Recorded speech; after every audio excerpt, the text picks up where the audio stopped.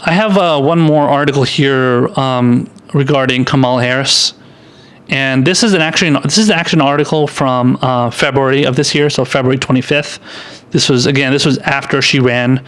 After she declared she was running. She declared running on January 21st, which was MLK Day.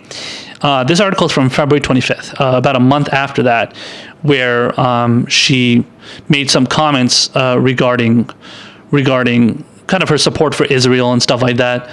And I don't remember it getting a lot of attention.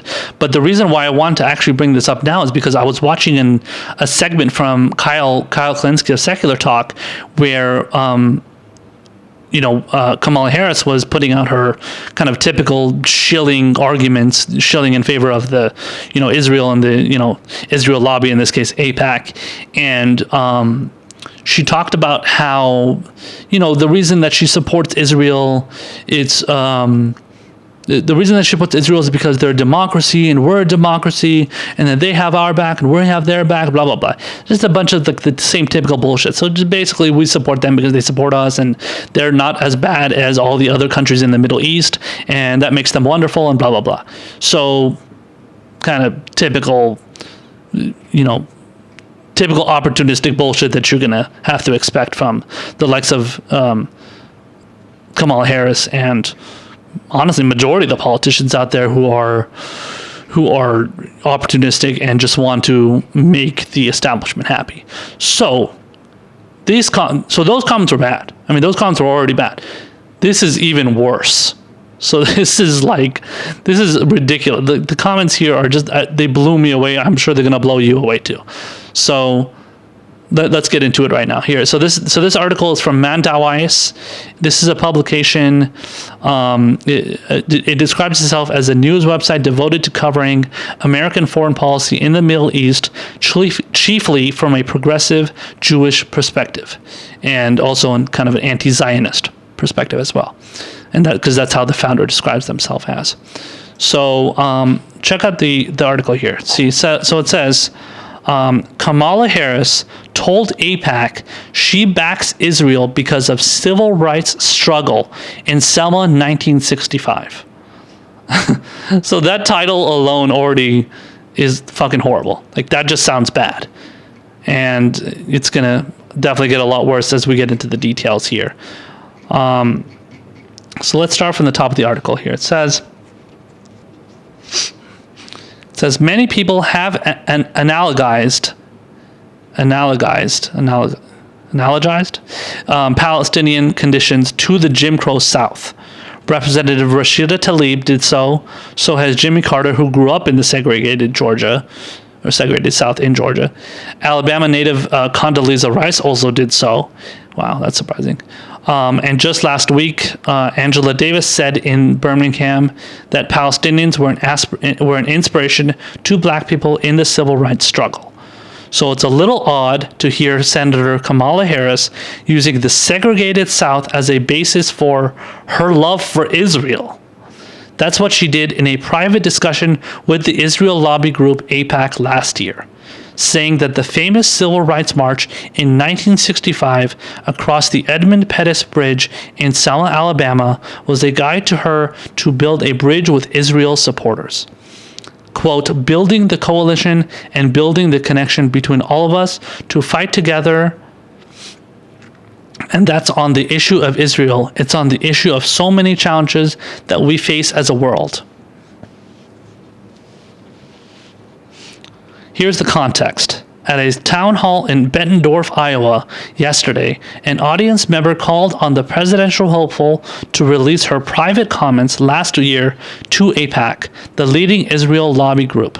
Senator Harris responded with a bland endorsement of the two-state solution. Quoting her here, I believe that Israel is America's friend and that we should support Israel. And I also believe very strongly in a two-state solution and the need for doing everything we can to encourage that the leaders in that region move toward that end. That's a horrible response because you're saying nothing about the Israeli apartheid of innocent Palestinians and creating settlements, building settlements on land that belongs to Palestinians. But okay, that's not the most surprising response ever, but it's pathetic. It says the audience member kept at it, and Harris later released a transcript to Huffington Post of the meeting with pro-Israel students at the AIPAC conference in Washington on March 5th, 2018. So that's a long time ago. That was more than a year ago. So about a year and 3 months, 15 months ago. The remarkable element of the appearance is when Harris connects the civil rights struggle in the South, which her parents had participated in. Quoting her, "I grew up surrounded by a bunch of adults who spent full time marching and shouting about this thing called justice," end quote, to support for Israel. AIPAC's moderator asked Harris where her support for Israel came from, and the senator brought up the famous attempted civil rights march across the Edmund Pettus Bridge in Selma en route to Montgomery in March 1965. So this is quoting Kamala Harris here. It's pretty long, but stay with me. "It was always part of my life. I grew up, we and maybe many of you, I don't know if anyone is still doing this with the vigor with which we would do it. But we would have our little boxes where we were raising money to plant trees for Israel." And then she laughs, I guess. "And we would go around with our box, and I actually never sold Girl Scout cookies, but I raised money to plant trees in Israel. So it's always been there. I've been to Israel 3 times, most recently in November of last year. I promised friends and myself that I would go before the end of my first year as a United States Senator, and it is just something that has always been a part of me. I don't know when it started. It's almost like saying, when did you first realize you loved your family or love for your country? It just was always there. It was always there. But I will also say something that connects to the earlier point that you made. So this weekend, in fact, late last night, I got back from Selma, from Alabama, and I was there with a bipartisan delegation of members of Congress to commemorate, not really celebrate, but commemorate the crossing of the Edmund Pettus Bridge, which occurred 53 years ago, and was notoriously because it was and was highlighted because it was a notoriously awful day in what was called Bloody Sunday, which is when a group of people that were black and white and brown and every color under the rainbow, a group of people that were ministers and rabbis, people of all ages from all areas of the country, 25,000 in number by the third day that they tried to take that walk across that bridge, who marched together hand in hand to fight for everyone's civil rights, and in particular the right of African Americans to vote at that time. Okay, continuing on here. It's very, very long here. It says, and I would encourage us all to remember every aspect of our history as an indication again of who we are and what we must always recommit ourselves to be. Because the stories of what happened in those days for those marchers, and again the incredible diaspora, likely transcription error, it says in parentheses, of who we are as a country is a story of going to that bridge. Mostly the movement was by students. That movement was student-led. A young John Lewis who faced troopers who were on horses, and those horses were trampling these young people who were marching for justice. They faced mobs, Klan members, Ku Klux Klan members who were telling them they didn't belong, and they marched hand in hand. And I actually gave a speech over the weekend while I was there, and I said, the thing about the recognition of this bridge crossing is that the bridge crossing, they were crossing that bridge also while they were building bridges. And that gets back to our collective mission as leaders. We will cross bridges, we will fight, we will go arm in arm to make sure that we will always be a loud voice against bigotry and hatred and anti-Semitism. We will always march together proudly against all of those forces that may seem more powerful sometimes. Look at Charlottesville and that awful moment when we had to see people marching with torches and swastikas. But we will always remember. We will be strong in the face of that kind of hatred. It is not new. It will revisit itself, but we will stand together proud and in the process of standing up and fighting for equality and fairness and justice. We will always We will also commit ourselves to building bridges. And that means building the coalition and building the connection between all of us to fight together. And that's on the issue of Israel. It's on the issue of so many challenges that we face as a world and the challenges we face as leaders. Building bridges, very important. It's a lot of fucking platitudes and cliches there. It says Harris also said that it's important to keep Israel not even a bipartisan issue, but a nonpartisan issue. She has not succeeded in that goal. It's coming up in the Democratic presidential primary already, which is the last thing AIPAC or the Democratic Party leadership wants. Though Harris voted earlier this month against a bill that would penalize supporters of boycott, divestments, and sanctions, which is BDS, thereby bucking AIPAC and the Israel lobby. Harris spoke to AIPAC in 2017 and said her contributions to those little blue boxes had helped Israel make the desert bloom. Years later, when I visited Israel for the first time, I saw the fruits of that effort and the Israeli ingenuity that has truly made a desert bloom. I soaked in the sights and sounds and smells of Jerusalem. It says the JTA has wondered why Harris grew up hawking those blue boxes. No mention why Harris was a blue box girl growing up, though Harris's husband, Douglas Emhoff, is Jewish. Yeah, but, Kamala Harris she's always been one of the, as far as I know, she's always been one of the biggest shills to AIPAC, especially since being in the Senate. I don't know about before that. Before that is because she was, Attorney General, and then before that she was DA of San Francisco, so it's a little bit tougher to gauge what her views were. Then I could check it, but honestly, that's pretty much irrelevant to her positions as senator, especially when she's voting on legislation, that's pro-Israel and whatnot. But it's good to see that she did at least vote against, against penalizing supporters of the BDS movement, which is good. That's a good thing, but I'm actually, very surprised that she took that position. I would like to see why she took that position, but it is good to see. That was in January, end of January 2019. So, but comparing what the state of Israel is going through with what the people that went through in Selma, Alabama, that's just disgusting. I mean, what a ridiculous comparison. That is so absurd, especially considering the fact that the people of Israel are not the ones that are being killed and being bombed and hit with airstrikes by the Israeli government. They're not the ones that are, Israel is not the ones that is suffering. They're the ones that are launching the offensive attacks against Palestinians, against Palestine. They're destroying everything that in Gaza, West Gaza, all different parts of, all the different areas that that Palestinians live. They're destroying all those areas.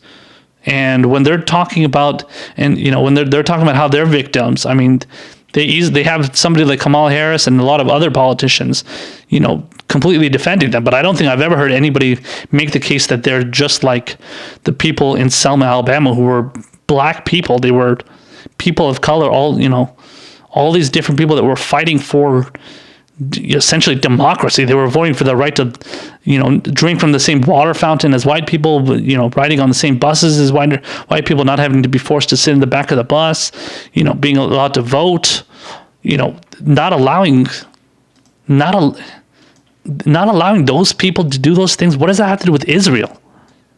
But that's the thing. The whole goal here is to portray Israel as the victim, is to talk about how Israel is the victim of Palestinians, even though they're the ones doing these horrible things to Palestinians, but portraying them as going through anti-Semitism, as them, being the ones that are being the ones that are suffering through something when they're not really suffering through that much, other than, okay, maybe they, it's, there's definitely no argument that the Palestinians and Israelis are like, they have a war essentially going on, essentially against each other. But the war is so one-sided in the fact that there are so many Palestinian,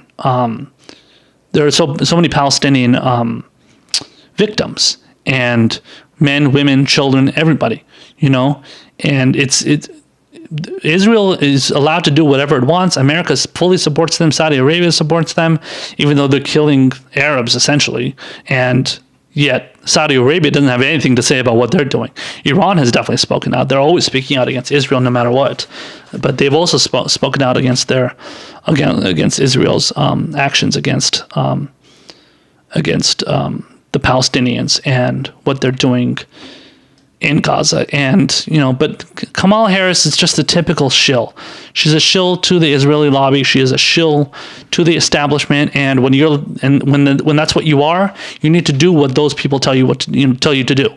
And if you don't, you're going to be condemned strongly. And, voting against what was it, the BDS legislation, as far as not supporting to penalize them one time, that doesn't mean that you're fair. Again, I don't know what the basis of her voting against penalizing supporters was, but that's good. That's one good position you took that was not in favor of what AIPAC and the Israel lobby wanted. But that does not give you a pass whatsoever, not even close. So all the times that you've been on the side of Israel and shilling for them and sucking up to them, and there's a picture here of her meeting with Benjamin Netanyahu in 2017 and shaking his hand, I think, in another picture. But this is just a picture of them two standing next to each other and, I don't know, smiling and shit. Like, that's... She's just so opportunistic, and this is why she wants to become president, because she wants to do the bidding of AIPAC. She wants to do the bidding of the Israeli lobby. She wants to do what they want because she knows that those are the people that are going to be ultimately leading to her becoming the nominee. And if you're somebody like Bernie Sanders, who is Jewish but does not support what AIPAC does, it's good. That's refreshing to see, and he's one of the very few out there. I don't know if Tulsi Gabbard has come out against AIPAC. I think she's spoken out against what Israel has done to AIPAC, what Israel has done to the Palestinians, but I don't know if she's come out against AIPAC though. So you guys can fact check me on that one. But yeah, she's not. But Kamala Harris is not somebody that can be trusted. She's way too opportunistic, and she's way too. She's way too sneaky in these kind of things, and you can't trust her to take any kind of position that's going to be truly principled and truly the right thing and moral thing to do. And how is she any different than Republicans? I mean, Republicans are always shilling for Israel. They're always shilling for what the Israeli lobby in Israel does, especially when Sheldon Adelson is one of the biggest donors to the Republican Party because he's a right winger, he's a conservative. And he's always donating to the to the Republican Party. I don't know, maybe a couple of Democrats he's cool with. I don't know, it's possible. Yeah. So I mean, but Sheldon Adelson is a right winger though. Either way, it doesn't matter. He's a fucking right winger. So, and if that's the guy that you want to be affiliated with, that guy who supports Israel and all the Republicans that support Israel, you want to be a member of the Democratic Party, Kamala Harris, or Joe Biden, Cory Booker, all these people. If you guys want to be supporting Israel along with the Republicans on this ridiculous issue of being allowed to kill innocent Palestinians, men, women and children, then go ahead. But you're not going to get any. That's just another reason for you not to get support from progressives like myself and all the people out there that already can't stand the positions that you take.